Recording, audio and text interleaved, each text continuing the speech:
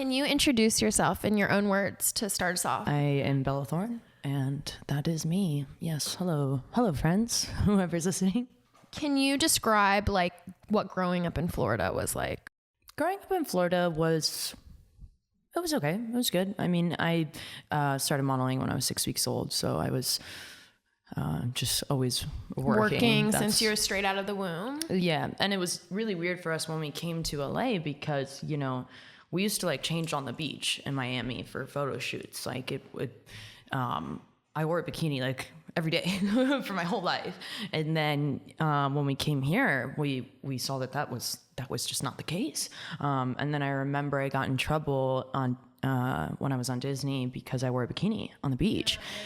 And that was just really crazy for us because we're literally from Miami. So we're like, what do you mean? It's a bikini? Like, I'm not naked. Like, so yeah, it's definitely a culture change. How did you get into working so young? Or like, were your parents performers? Because both your siblings act as well, right? Or like entertainment. Yes. Yeah. My sister Kylie is a writer. And my sister Danny is a producer and a DJ. And my brother is a fighter. But we did all start in acting together. I'm also the youngest, so Danny was the first to start in modeling when she was little, and then Remy. And then when they were shooting Remy, my mom tells a story that my mom was still pregnant, and they were like, "Oh, when does it due?" And she was like, "Oh, not for another month." And they're like, "Well, we have a baby shoot a month after that, so we definitely want to hire it." And she was like, "You don't know if it's a boy or a girl yet." And they were like, "Oh, it doesn't matter. We just put different colors on it." And that was my first job, Pottery Barn babies. At 6 Infant. weeks old? Yeah. That is so wild to me. Do you feel like your father's death, because I know he passed away in a motorcycle accident, right? Like it was very sudden. Do you feel like that had an impact on you starting to work so young from like a financial perspective? Oh yeah, when my dad died, he didn't have life insurance, and my mom was taking care of us, and so now my mom's left with 4 kids, a house that was illegally signed in her name that ruined her credit. My dad did that, and then all his business partners took his money, and even the house got raided by people just stealing things out of the house in Florida. All my mom's jewelry, her clothes, their wedding album, things like this. And it was all stolen. And so my mom really had like the worst time in the sense that now she's left with 4 kids, doesn't have any money. We're in LA, we're trying to work, and there's so much pressure on her, on all of us. Like, it just, him dying was... How old were you? 9. I was 8 when my mom passed away. So, and also in a sudden way. How did she die? She died from a brain aneurysm, actually. Oh my God. I know. So just in a click of a moment. Yeah, it was like kind of like a seizure, and then that was it. So sorry. Thanks, you too. Did you move to LA after he passed away? No, we'd already moved to LA. Okay, with your dad. So no, without him. Okay. He stayed. Walk me back. Sorry. He stayed in Florida. He had a business there. We wanted to act, and so my mom took us up, and my dad he would come visit, and he was actually supposed to visit in the next 2 days before he died. He was supposed to come back up and be like officially moving to LA, moving his business and whatever. And yeah, I remember the morning we were supposed to go to the beach. And I like wake up because I just hear this like sound like a cow dying. And I like open my door and I see my mom, who's like on the other side of the house, and she's just like falls on the floor, and she's just like literally like an animal dying, like being stabbed to death. It was horrible to hear those noises. And she also didn't believe it because when she'd woken up, her phone was off, so she got all the text messages from my dad that were like, "Good morning, blah blah blah, I'll see you in 2 days." And so then she's like, "No, it's not true, he just texted me." And yeah, it was just crazy. And we didn't have money to go down, so my mom went down alone for his cremation. Yeah, which none of his family came to, which was not nice. Do you remember, like, do you remember that day? And oh yeah. Yeah. That day is like ingrained in your mind. I even remember because my mom didn't believe it for so long. So then the police come to our door to tell us. And the whole day was just so crazy. And then the day that my mom got back, she showed us photos of my father on the slab because we, weren't there. And I don't think anyone knows how to handle that situation when someone loss. And like sudden loss too. It's not like it's your husband. Yeah, like, it's also not like kids. Obviously all loss is horrible, but I feel like when someone has like cancer for an example, like, and you have the time to kind of prepare to say goodbye is very different than like a motorcycle accident. Yeah. Which is also worse in a way because it's like you have so much time to prepare. So every day you wake up thinking, are they going to die today? So it's like both of them are so fucking terrible. I think it just goes to show also people just don't know how to like cope with and say goodbye. Like no one can really how do you say goodbye? Yeah. Do you have any advice for anyone who's listening that's kind of going through something similar? Maybe they just lost a loved one. There's nothing you can really say that's going to make that pain and that forever loneliness and that kind of hole that will be there forever in your heart. I read something in the book where it talks about time and how time is like this crane that's just like crushing you. And when that moment happens, you're crushed and you can't breathe. And then time allows this crane to just like minuscule, second by second, come off of you, and it gets better. It doesn't get easier. A lot of people say that death, like, oh, it does. It gets easier. It doesn't get easier. It just gets better. I don't even know that better is like the right term to describe it, but like, at any time of the day, I could be like, oh, I'm sure my dad would have liked these vodka cucumbers. And, that moment comes up that might make me cry, or having coffee or something else. And yeah, just that sadness never goes away. So I don't really have any good advice for that. Yeah.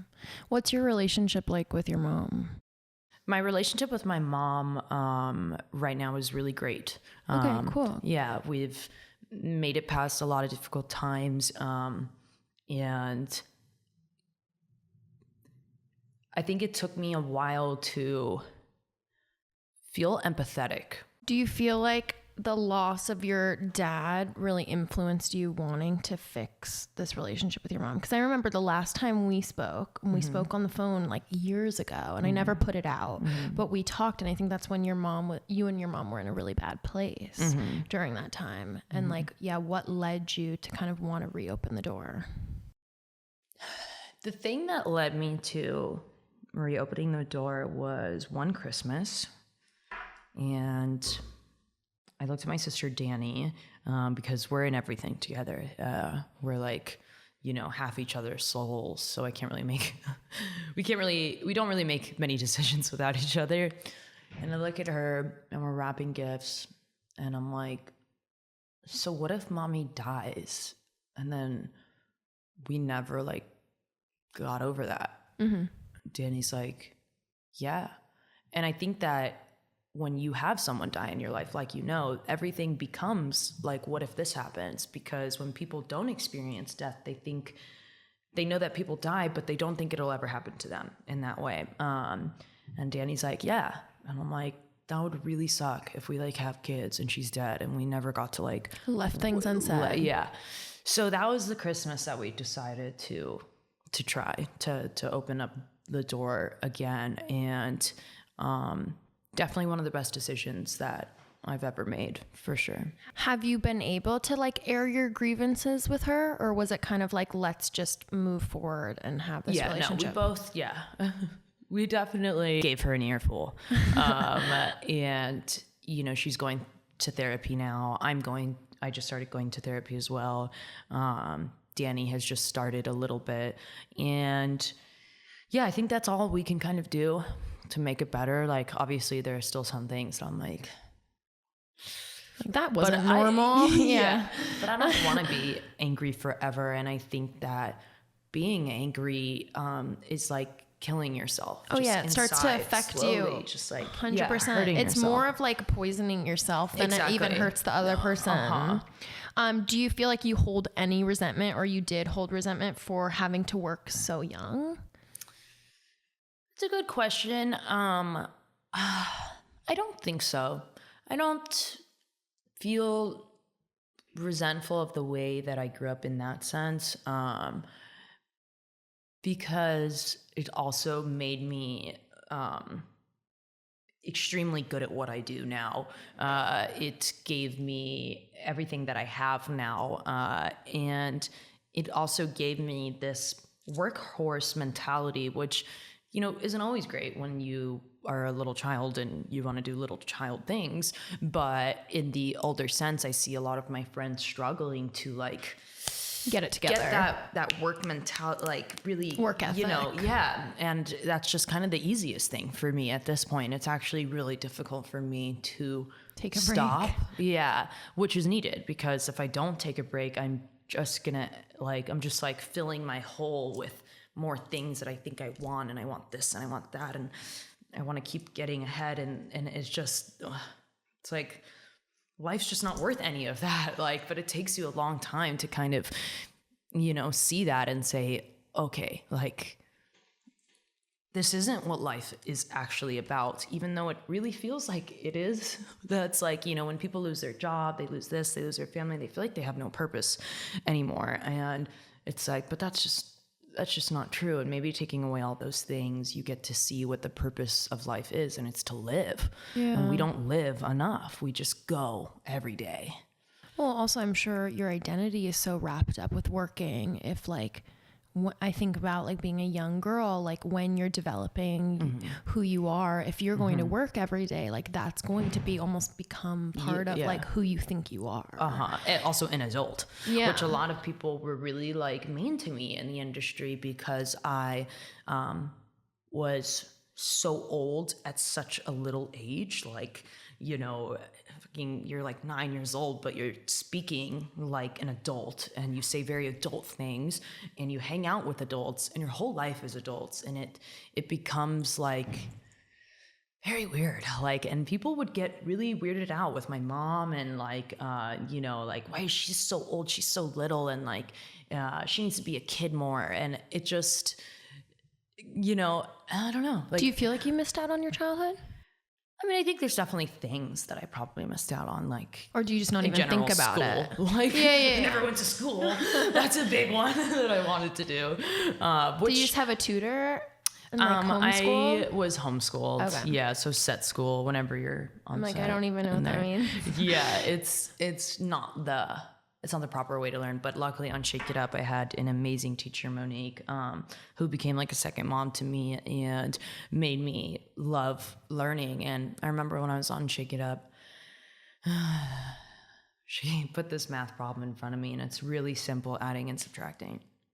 I'm like looking at it, and I just start to cry because I'm so embarrassed knowing that like I can't do it. And you know, she never made me feel like dumb for not knowing, and she really took her time to really teach me and give me the attention that I needed. And I think if I was in a real school, I wouldn't have ever got that attention, and I would have ended up completing school but coming out not knowing anything. And when I raise my kids, as far as educational system, like they very much need one-on-one real, I'm paying attention to you, your feelings, and how you're reacting right now, not a class full of 60 kids where I can barely concentrate on you, and you might be having problems over there, but I've got no fucking idea because this one keeps writing rude things on the board and making the rest of the class laugh, like, and get distracted.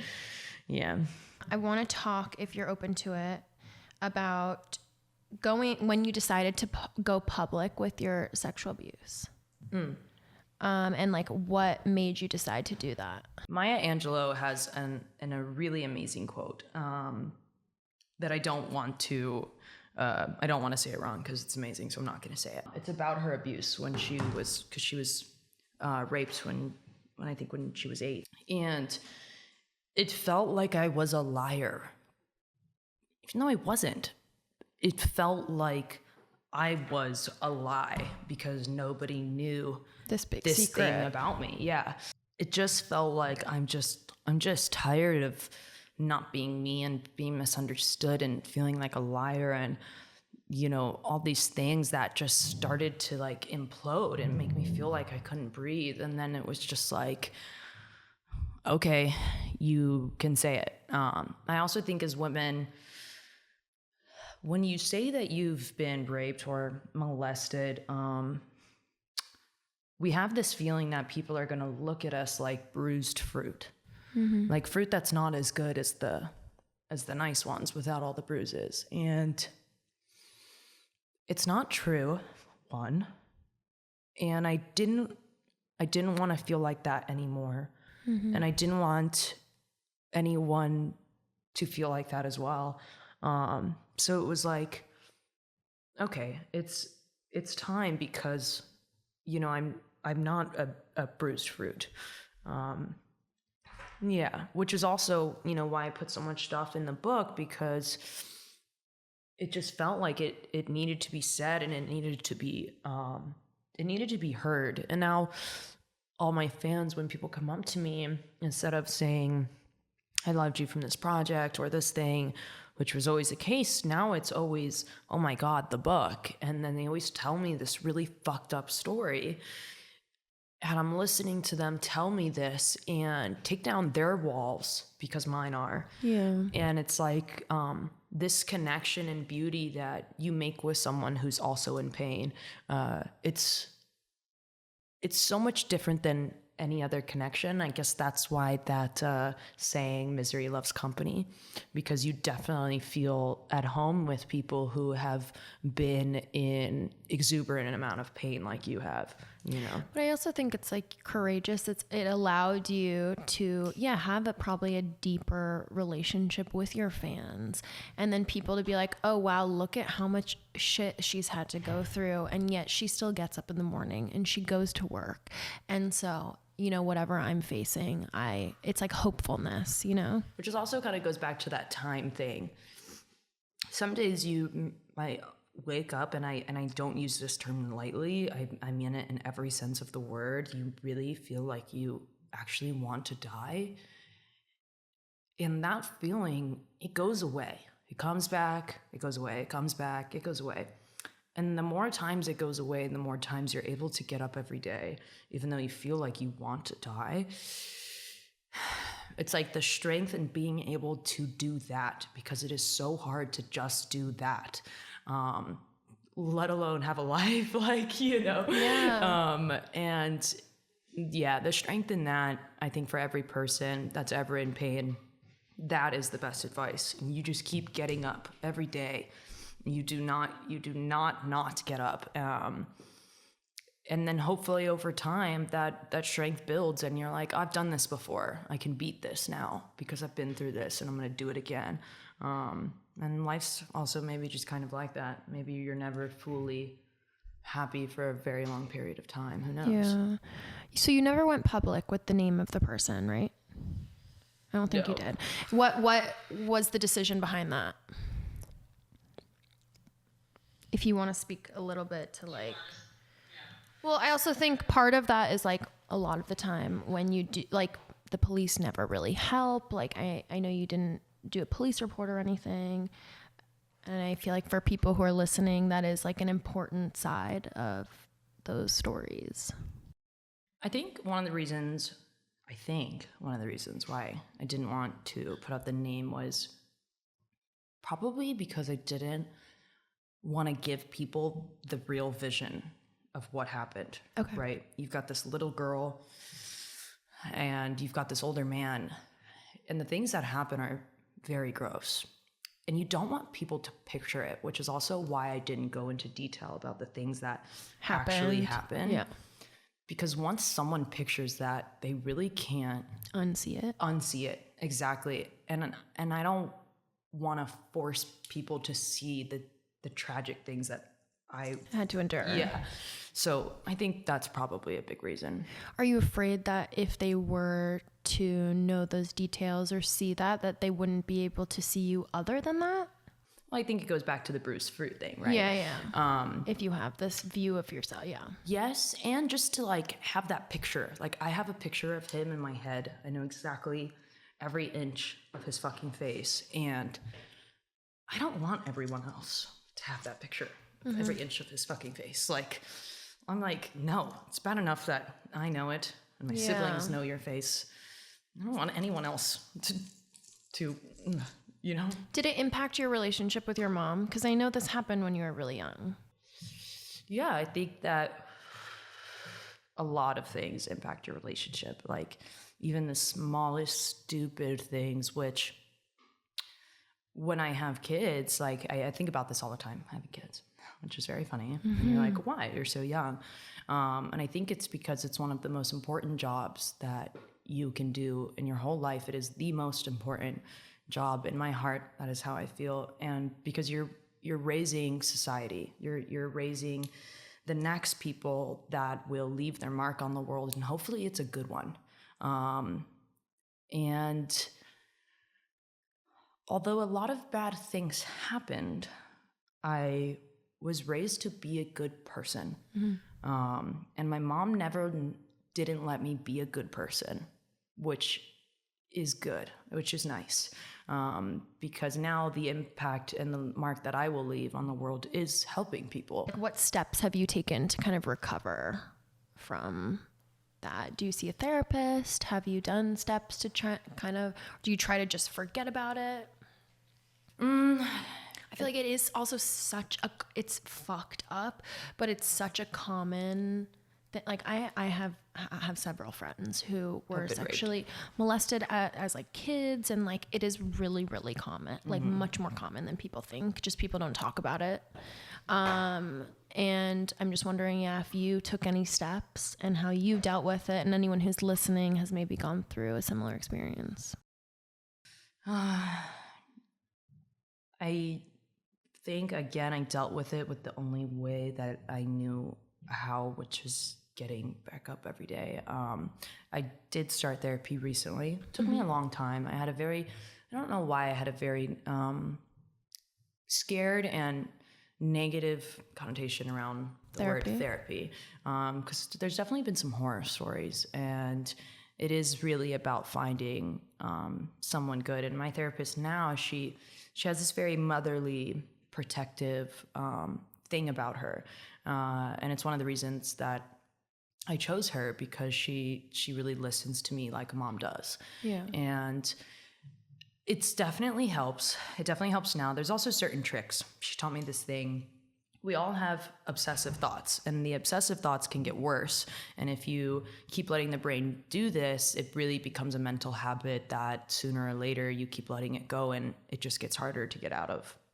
So when you have an obsessive thought, and this thought comes back and it comes back, and you're like, I literally wish I could think about anything else right now besides this fucking thought. She says that you take something, usually neon, light colored, and it's an object, and you put it up, and you put it down, take it back, and you put it down.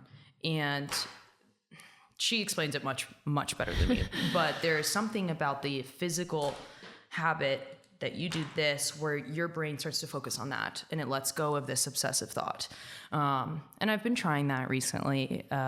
It does work. It's kind of an odd thing, because you really don't think it does, but that makes a lot of sense to me. That reminds me of just like behavioral therapy, like dialectical behavioral therapy is all about, like changing your behavior then affects changing your thought patterns. It's not just changing your thinking. It's like sometimes you literally physically have to do something. So is behavioral therapy different than regular therapy? It's specific to the mind and the way that it dialectical behavioral therapy was created for DBT. Like, dialectical. Yeah. I'm like, oh shit. They call it DBT, but it was created for people with personality disorders. So like people whose perceptions of the world tend to be skewed, and like there's really specific things that you'll do. So like if you're having a panic attack, they tell you to like literally put your face in ice water. and like it slows down your heart rate. So it literally will make you calm down if you're having a panic attack. Wow. Like all these really interesting things. And I was like, how come I never learned this in school? Like these are like useful tools. If you have a friend who's freaking out, if, I don't know, your friend just broke up with their boyfriend and they're having a panic attack, like really straightforward, strategic things that actually work. That's awesome. Yeah. I want to go to You that should look into it, DBT. Look into that. That's funny you say that. It makes total sense because I had a panic attack recently and I hadn't had one in like, I don't even remember the last time before this time. And I got out of the car and the ground was in Italy. It's cold ground. And I just like lay, like, I'm just like going through it and I don't know what's happening because I hadn't had one in so long. And my like body, I'm like, can't tell if I'm like having to throw up, but I like can't breathe. And it was panic attacks are fucked up. Like anyone that has them, I'm sorry for everyone. Like people go to the hospital. They go, thinking they're going into cardiac arrest. Attack, literally, they're having a heart attack, but they're just having a panic attack. Such a crazy feeling. And I get on the ground. That's like all my body can do, and I can feel how cold the ground is, and my hands like, and then I just keep getting further and further on the ground. And it's totally right. The cold thing really helps. Like it did calm me down. Like it took a minute. It's called temperature. They're called tip skills, and there are things like when you're in a high level of like emotion panic, and so you can either like raise your body temperature if you just start working out, like, oh man, I'm freaking out, I'm hysterically crying. If I just start doing jumping jacks, that also does something to like my heart rate so that you start to calm down. It's really cool, honestly. Yeah, very cool. Yeah. And I'm like, I saw therapists for years who like never taught me any of this shit. And like, we would just talk about it. Like, okay, I'm feeling really depressed or suicidal, or I was, cried myself to sleep. And I'm like talking about it for months and months and months, like isn't helping me actually like step in and change the behavior. Mm-hmm. Like I need to know in those moments, how can I stop feeling this way? Yeah. Instead of getting deeper and deeper into the hole. Yeah. And sometimes I feel like, especially if you have an obsessive mind or like any OCD tendencies, like that can be really hard just talking about it on a loop, rumination, Do you feel like the experience that we just talked about, and then I'll move on, but like, has that impacted your sexuality as an adult? Oh yeah. In what ways? I think in a lot more ways that I'm wanting to admit. Yeah. Even to myself. Fair. Yeah. Oh yeah. I'm sure it has. I just don't really have anything to compare it to in that way. It's like, the body is so odd. Like you would think that because of my experience that I don't like rough sex. Mm-hmm. It's the exact opposite. I don't like soft sex. So you would think that it would be more like, don't hold me down, but it isn't. So it's very hard to say like what comes from what, because you're still figuring it out. Yeah. And you just don't know, like, but definitely. But also like if it's in a safe space, if it's with someone you like. Oh, it could be with someone you trust. It's also, if it's someone you trust, exactly. It's like a control thing. I've never had a one night stand ever. Really? And it takes me a long time to get into bed with people. Like, it takes me like, we got to be dating like a month, we got to be like really dating like every day, like a month for me to even get like sexually attracted to a person. And for some people, like, it can definitely kind of weird them out because they're like, yo, why don't you like want to get physical with me yet? And it's definitely a hard one to explain. Do you explain like, hey, I've had these experiences, like, or do you just kind of like not even? Yeah, I definitely explain. I just don't know if the reaction is always what I'd like it to be. Really? Like some people immediately just bringing out the word abuse. Everyone's like, oh, whoa. I don't want to touch you. I don't want to make you feel uncomfortable. That's the last thing I want to do. And then it kind of impacts the sexual like chemistry, energy, chemistry. Right. And then the other way is like, I'm okay. We do it when you're ready. Like, which is great. none of them are that great though, right? It's always not a fun conversation. I'm sure to have. So it definitely impacts it. Well, I'm sure it's also there's some level of just like, fuck, I just like, it's annoying that this has to keep coming back So up in my fucking annoying. life. Yeah. Like, it's just annoying. Are you someone who has a lot of sex? Yeah, definitely. When I'm in a relationship, I have a lot of sex. If I'm not in a relationship, then it's vibrator all the time. Yeah. Do you feel like it's a way for you to relax because you work so much? Like it's like a way to Let go. Yeah. Yeah. Yes, and sometimes I feel frustrated, and I'm like, I should just masturbate because I'll probably feel better after. And when I go a while without orgasming, I definitely get a little cranky. You're like, okay, I gotta go take my break. Sorry, I'm like hangry, but I'm actually just sexually frustrated. Okay, so I would say your posts, your music videos. I watched or I listened to your most recent song, the Juicy J one. We were listening to it in the car the other day. But would you admit that they're like they're very sexual? Oh, sexualized. Oh yeah. I know you're like making out with a girl in that video. Abella, she's my muse. Are those your ideas? Like, have you ever felt kind of forced to sexualize yourself to like sell a song or sell a product or I don't know, just like, is it empowering? Is it not empowering? I think pick your brain here. No judgment. It never feels weird when I'm the one who's come up with the decision. Yes. Right? It only feels weird when someone else is like, yeah, this is a great part to take off your top. And you're like, I'm sorry, what? Especially on set. I've been on set for a long time. And these conversations come up a lot. Probably more often than they should. Okay. And, I've realized as I've gotten older, I actually used to be more comfortable and more like, okay, but maybe I wasn't comfortable. Maybe I was just naive and I didn't know the impact that it would have later. And now as I'm growing up, and especially in the last 2 years, as far as the physical scenes, when it comes to those on set, the more you show, like, I don't know, it has become more and more uncomfortable for me. Really? And I'm not sure why, besides doing the math. And I'm like, okay, well, I was too easy letting them, getting into situations on set where I'm like, oh, okay, this is what they're asking for. This is what they want. Okay.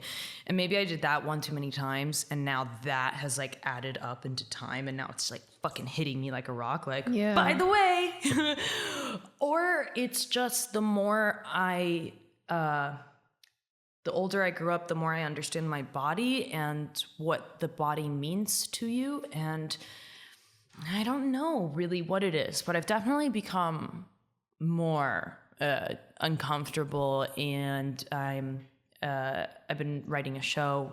As I told you, we're finally getting started. And, when I've specifically written a lot of difficult scenes for my character to go through, because I also don't want to, ask another actress to do this. I'd rather do it myself. And there's some scenes in there that aren't going to be fun to film. I will tell you that. But they're necessary, and I think I'll be totally fine because, again, I wrote them. Yeah. Like it's when you make the decision, you're comfortable with it. Yeah, it's therapeutic almost. Yeah. Because you're in charge of the narrative.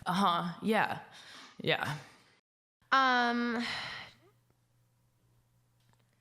did you start your role on Disney? Like, do you remember your first audition? Were there self-tapes back then? I'm like, I don't know. There's been self-tapes for a long I am time. not an actress. I don't know anything about that world. Yes, I remember everything about those auditions, and there were a lot of them. There were a lot. There was 10 mix and matches. 10 mix who? 10 mix and matches. 10 separate times that you go in to mix and match with people. 2 screen tests. Oh, to 3 see if callbacks. you have chemistry and stuff? Yeah, for the CC and Rocky role. And I remember my mom used to always coach me because I did mostly drama. I was on Big Love, HBO before that. I was actually on HBO when I got that show. And yeah, I think people really tend to forget that. They see me as comedy and they're like, okay, Disney, here we go. And the rest of her career before that didn't even happen. And it did. It did happen, people. And my mom was like, I can't coach you for this because it wasn't going to work for comedy because my mom and I always did drama. So she asked my sister to coach me, who had tested actually on Wizards of Waverly Place for the Selena role, and a few other times she tested for Disney. So my mom was like, Danny, you need to run those sides with her. And my sister dressed me. Remember exactly what I was wearing. And one of the reasons why they hired me was because I'd been in to read for Disney before, and I was always blonde because I'm naturally blonde. And on HBO, I had to replace a character, and she was a redhead. So I went in with red hair, and they were like, she is great as a redhead. She looks too bitchy as a blonde. And I thought that was pretty crazy. How old were you? Yeah, I was 12. Do the 12-year-olds look bitchy? Like, I don't know, right? genuinely. Like, but people typecast you from very little, like, and that's kind of odd to think about the industry, is that because I had blonde hair and because I was pretty, they're like, she has to be the mean girl in high school. She's the bitchy blonde, which is like, do you so remember weird. when you got that role? Was it like an aha moment of like, our life is about to change?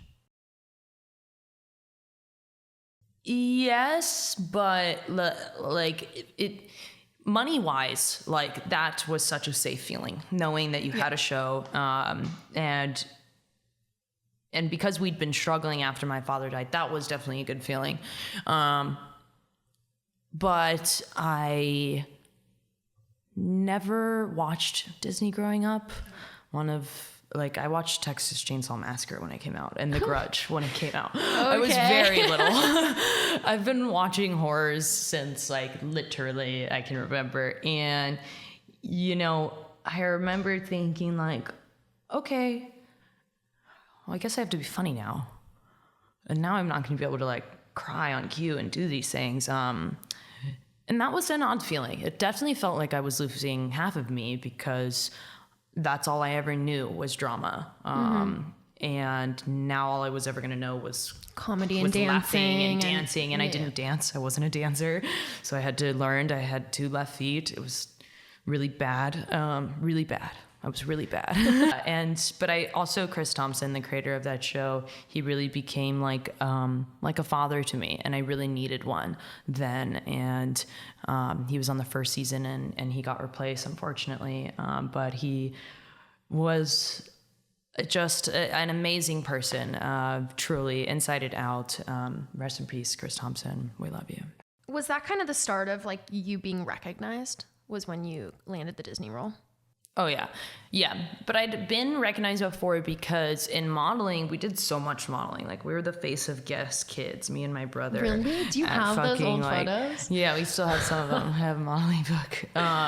And like huge photos in Times Square and Children's Place, which was like a very big thing at the time. I remember it was like, I remember like the malls. Yeah, those malls. So I would go whenever I would be at the mall, people would recognize me when I was little, because they'd be like, wait a minute, I just saw you in that poster. So yeah, but definitely, yeah, Shake It Up's completely different as far as like noticing the me, reach like, and stuff. Yeah. Can you kind of describe that to me? Because you were so young, and like, is that different than how that's manifested now in your current life? Like, in what way? Just like being recognized and like being a celebrity or fame, or does it kind of feel like, oh wow, this is like all I've really ever known? Or do you really remember the distinct shift? It does kind of feel like I remember the shift. I definitely remember the first time that I was like, wow, this is really weird. And I was watching a movie at City Walk, and I kept hearing all this laughing behind me, and I was like so confused. And I like remember being kind of annoyed because I was just like, why do these people keep laughing during the movie? Yeah. And then they like left, and I'm like, okay, they left.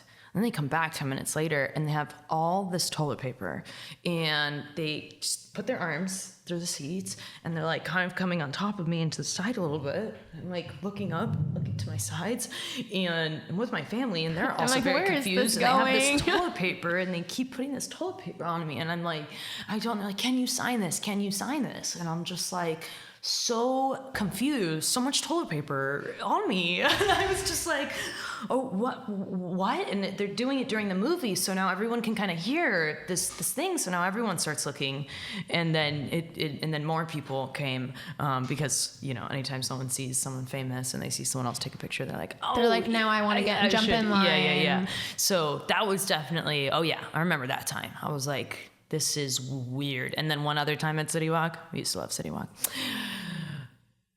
It was very bad. There was too many people, and then City Walk didn't let me go to City Walk for a long time unless I went around the back. So I remember having to go around the back at such a young age, and now that's all I do.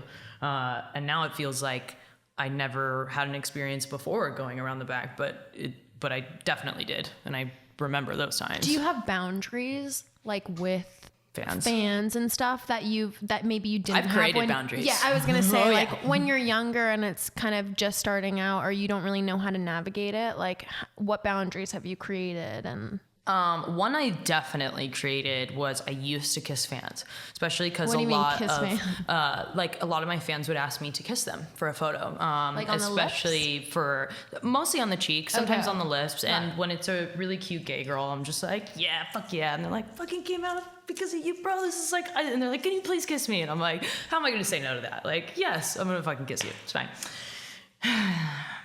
And there was one time. Oh no. Where me and my friend were walking out of a movie, and this big group of teenage boys, and it's just me and my friend at the time, and we're like meeting my mom that's like literally about to pick us up, and these boys, they asked us for a photo. We're like, okay. They're taking the photo. In the middle of the photo, they're like, can you kiss me on the cheek? And me and my friend at the time, Pia, we're like, and it's just this very big group of boys, and it's just us. So just,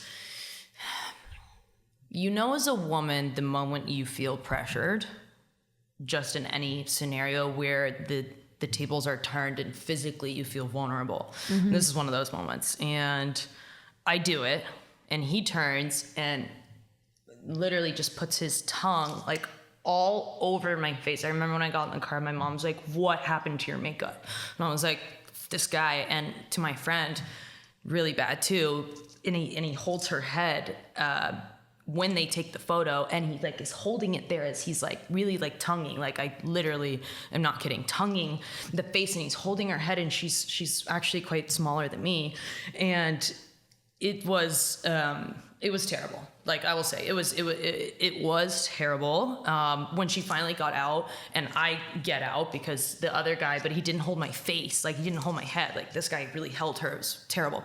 And when we both get out, they just start laughing, and the boys just keep laughing. And then I'm like, my mom, I see your car. And I like just take Pia, and we just like get to the car very quickly.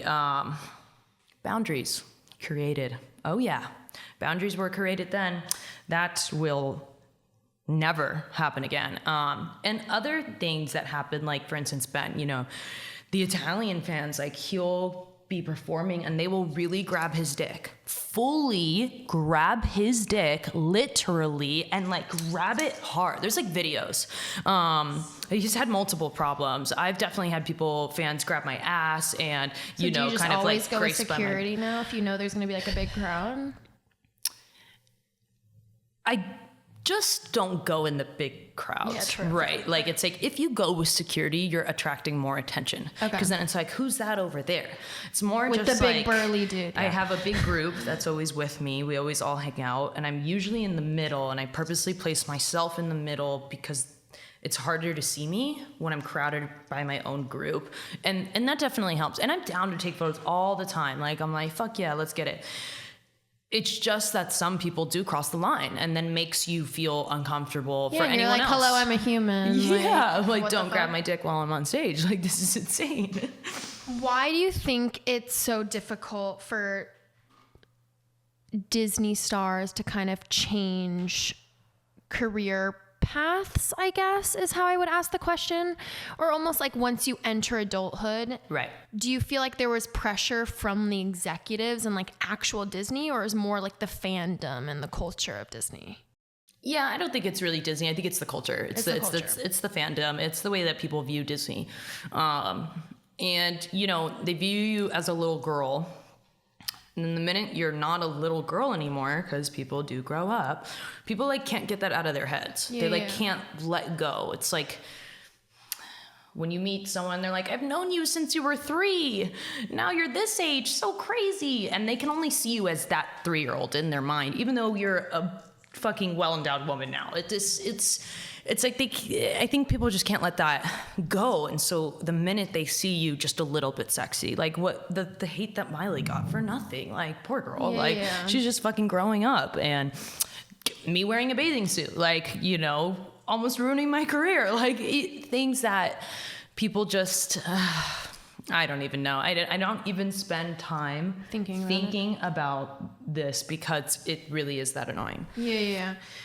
What kind of impact do you think like the Disney has on youth and like society? Like, do you think there's something problematic about that image? Like, I'm thinking about like how they portray their actors, specifically young women. I think that Disney does a pretty damn good job in portraying things. I remember when they learned that I was dyslexic, and then they were like, can we make the character dyslexic? Oh, this so would be amazing. Into the show. And they wrote it into the show. They had me do the TTI. They loved that I had this thing that made me feel weak and vulnerable on the inside. And they put that out there. And some people could call that exploiting it. And other people could call that giving other people hope, like, you know, raising awareness. Yeah, raising awareness. Like, it just depends on the way that you look at it, right? Because everything can kind of be looked at 2 ways. Yeah. Do you feel like celebrities have a duty or like a responsibility to their fans, particularly in terms of like mental health or body image?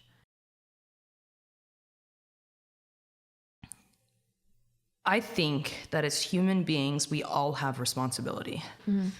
The way that you act with your friends, the things that you make fun of people in school for, the things that happen and you grow up and you're like, I don't want to be that person.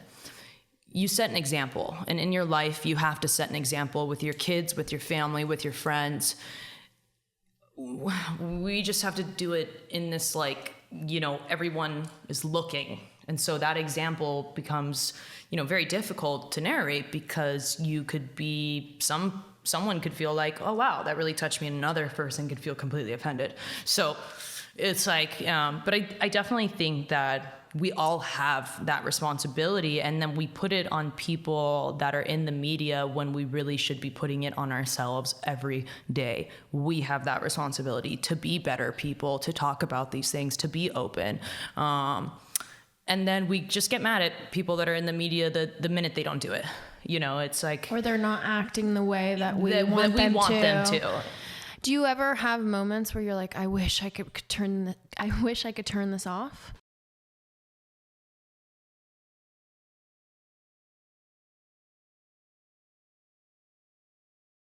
Or like unplug for a little bit, like I wish I could, or maybe you don't ever have that thought. I don't know. Turn this off is such interesting wording. I know, maybe that sounds like a little more depressing than I mean it. I think I mean like unplug. No, I kind of like it. I kind of like it. Like, can I just turn this off and be a different person right now? Be a different person, and or not have that responsibility. And those go things to Florida. No one knows who I am. Like, you know, I post a photo or I walk out my door and like I'm not being psychoanalyzed head to toe. It's not being written up in places. Yeah, like, that's probably definitely the part I'd like to turn off. Fucking thing that I do is like getting not ripped to shreds, but just like psychoanalyzed by people who don't know you.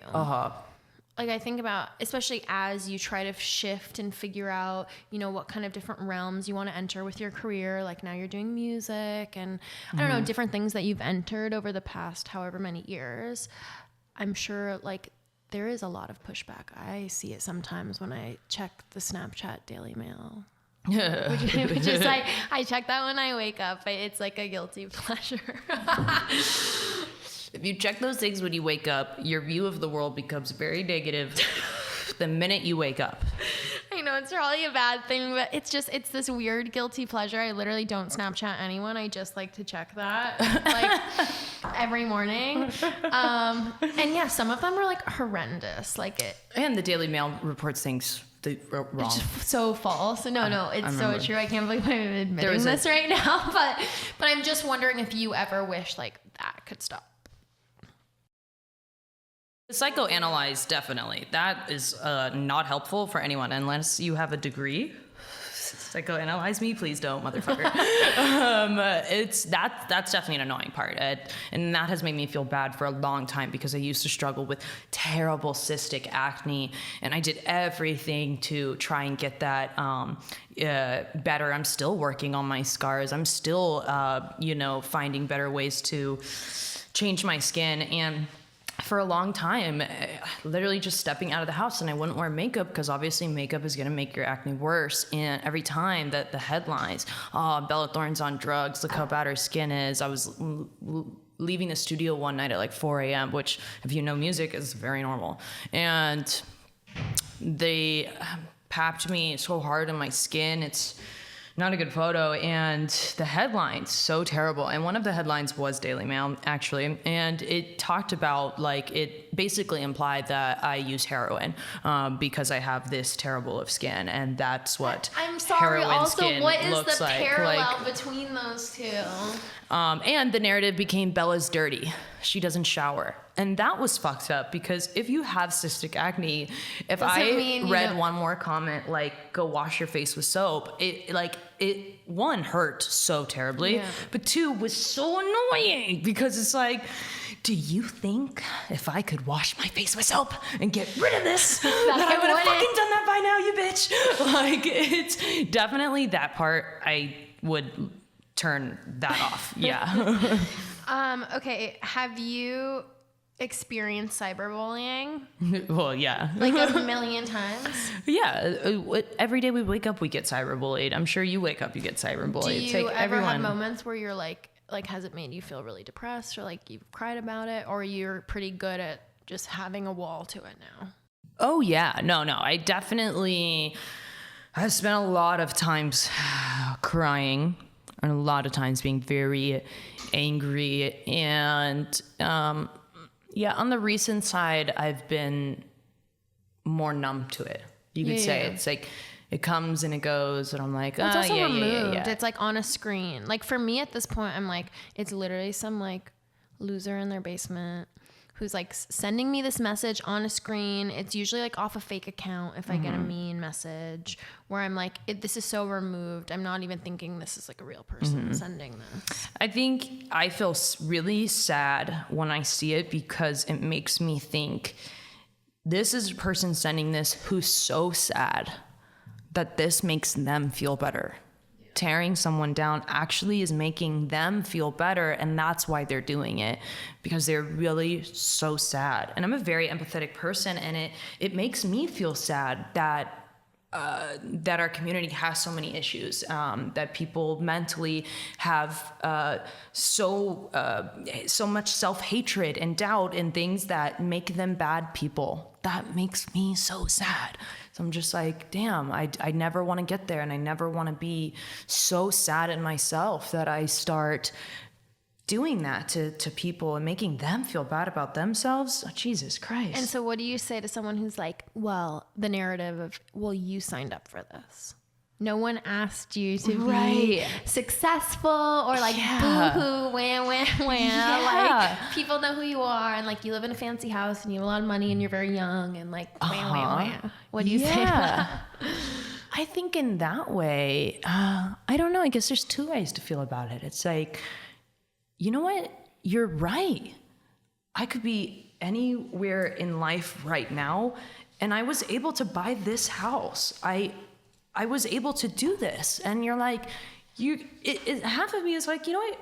You're right. I should not cry about what you think about me, because I have my life. I think highly of myself. And why am I offended about what you think about me when I know my worth? I know how hard I've worked to get here. I know the things that I've sacrificed to buy this exact house. And it's half of me is like, you know what? I should think that. And the other half of me is like, well, fuck you. You know, everyone to each their pain. Yeah, I'm a human being. You can't just say that. Like, so yeah, I'm a Libra. There's always two sides of the scale, two ways to look at things. What do you think some of the biggest misconceptions are about you?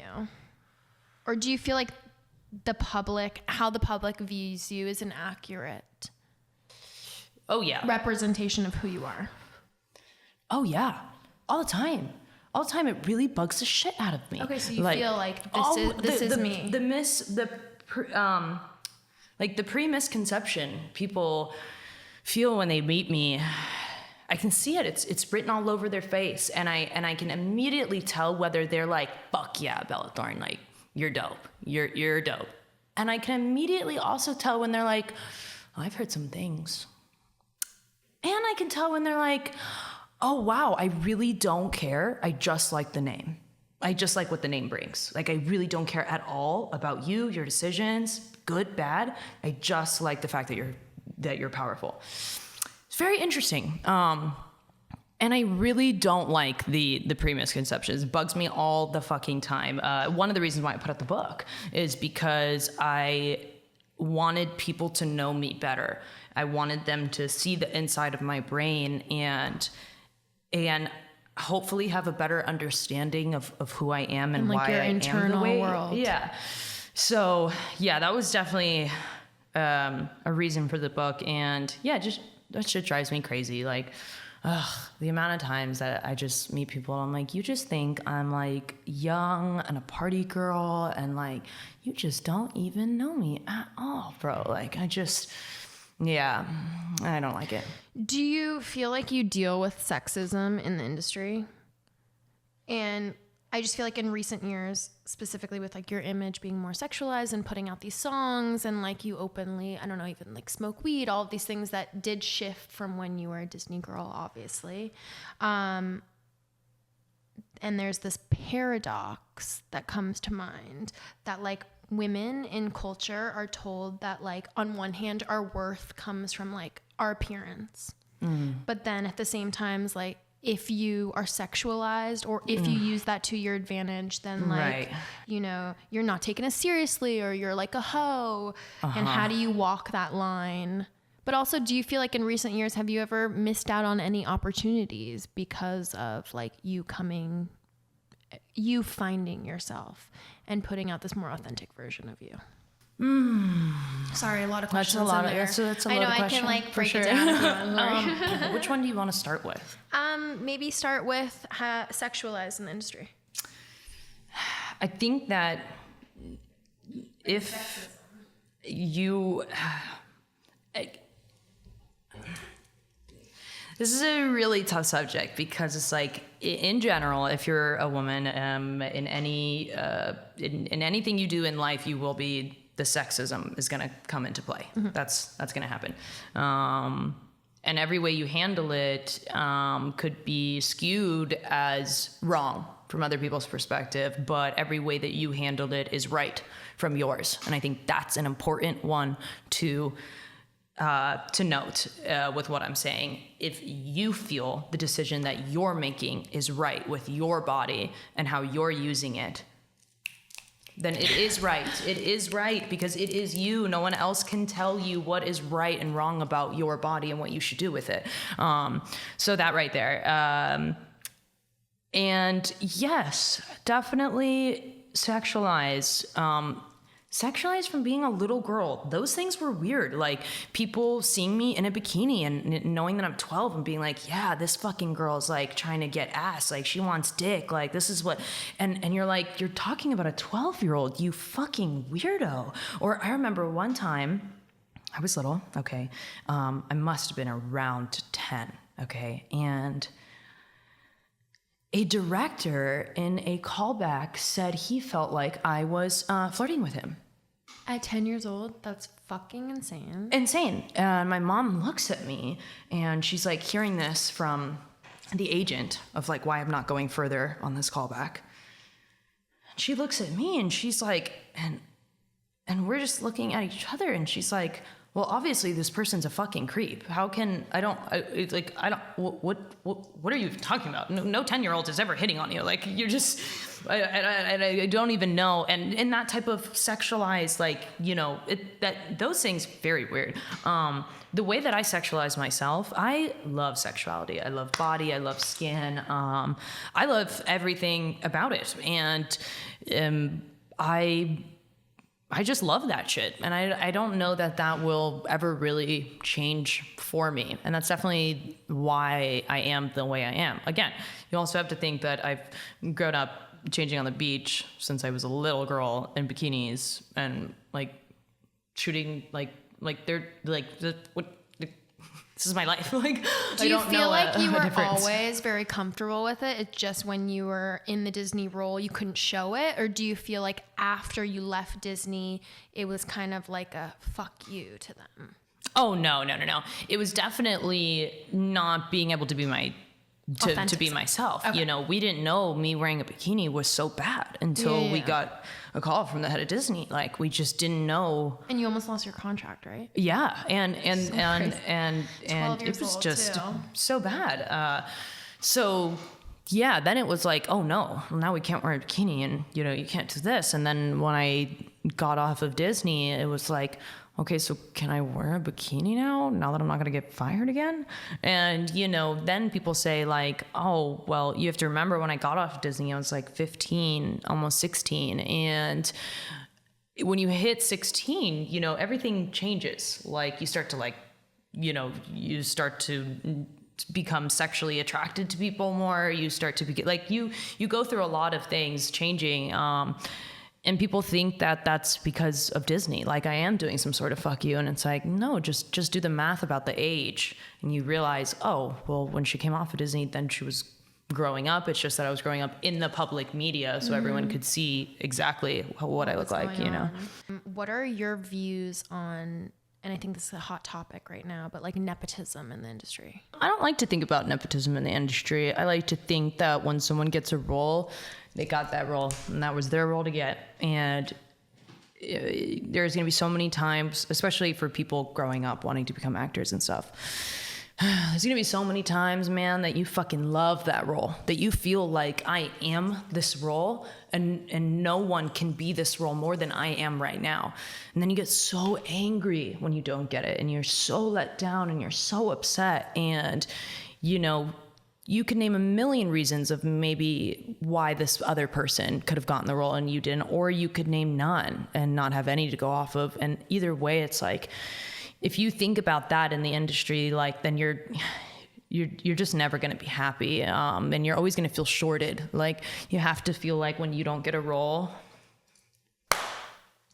I just didn't get that role and the person who got it is going to do it the best. And that's what they thought. And that's what happened. And move on. Or else, like, every role's gonna, like, crazy. Yeah, it's gonna hurt. That makes a lot of sense. But I almost feel like it's must be nice on some level. And obviously you don't know anything different. But to not have that anxiety of, like, having really big shoes to fill. Like, I think of people who... Oh, right.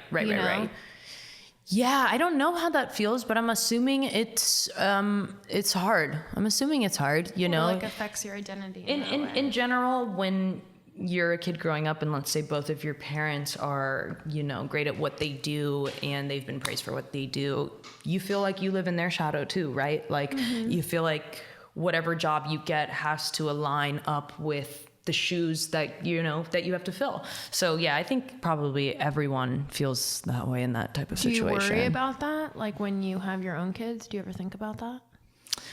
Yeah. I don't know, just also shielding them from, like, the shit that you see and go through every day.